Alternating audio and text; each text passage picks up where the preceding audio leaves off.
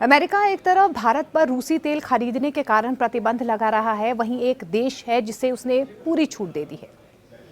अमेरिकी राष्ट्रपति Donald Trump ने हंगरी के प्रधानमंत्री विक्टर ऑरबान को रूस से तेल खरीदने के लिए 1 साल की पाबंदी से छूट दे दी है।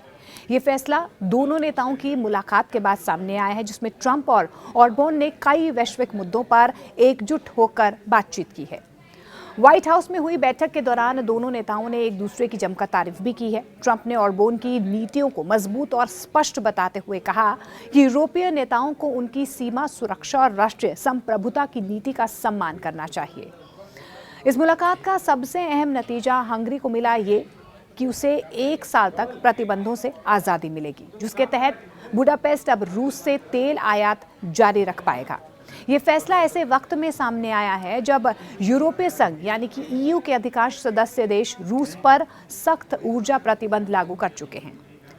प्रधानमंत्री ऑरबान ने बातचीत में एक बात फिर आपको बता दें, यूक्रेन युद्ध को लेकर अपनी अलग राय यहां पर जाहिर की। उन्होंने कहा है कि यूक्रेन के लिए रूस को हराना किसी चमत्कार से कम नहीं होगा।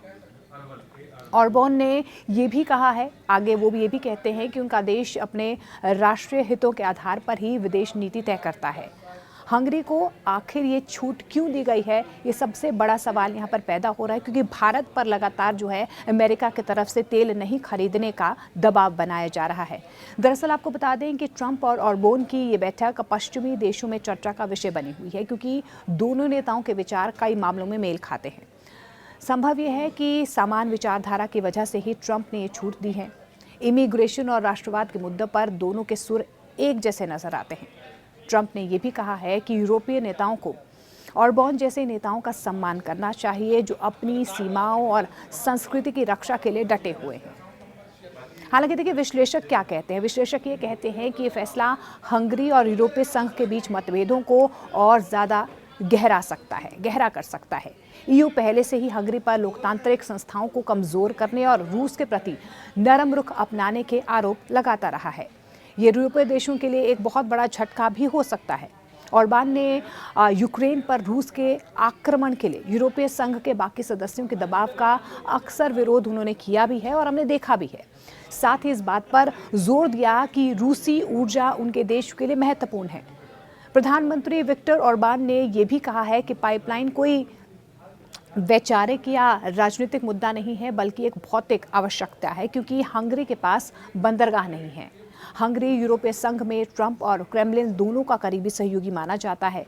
इसने पहले ट्रंप और रूसी राष्ट्रपति व्लादिमीर पुतिन के बीच बुडापेस्ट में शिखर बैठक की पेशकश की थी, लेकिन यूक्रेन पर हमले को लेकर असहमति बढ़ने पर ट्रंप ने अक्टूबर में ये बैठक रद्द कर दी थी।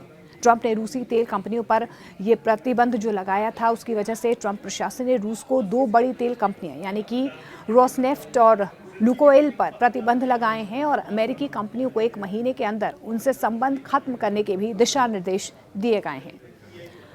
अब दोनों नेताओं ने एक दूसरे की जमकर प्रशंसा भी की है, तारीफ की है। इस मुलाकात को विशेषज्ञ लगातार ऑरबान के लिए एक प्रतीकात्मक जीत भी मान रहे हैं, जो अगले साल होने वाले चुनावों से पहले आर्थिक सुस्ती और बढ़ती चुनौतियों का एक कहीं ना कहीं वो सामना भी कर रहे हैं, लेकिन ट्रंप का साथ उन्हें मिलता हुआ यहाँ पर साफ तौर पर नजर भी आ रहा है।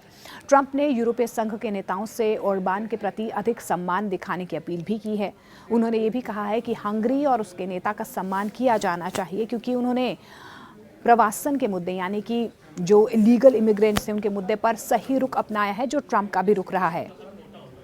हालांकि ट्रंप के ईयू पर लगाए गए शुल्कों से हंगरी की जो कार उद्योग है उस पर गहरा असर पड़ा है, जिससे उसकी कमज़ोर अर्थव्यवस्था यानी कि जो इकोनॉमिक स्थिति है उस पर कहीं ना कहीं दबाव बढ़ता हुआ नजर आ रहा है। लेकिन ये एक बहुत बड़ी छूट जो है यहाँ पर अमेरिका की तरफ से सीधे तौर पर हंगरी को दी गई है।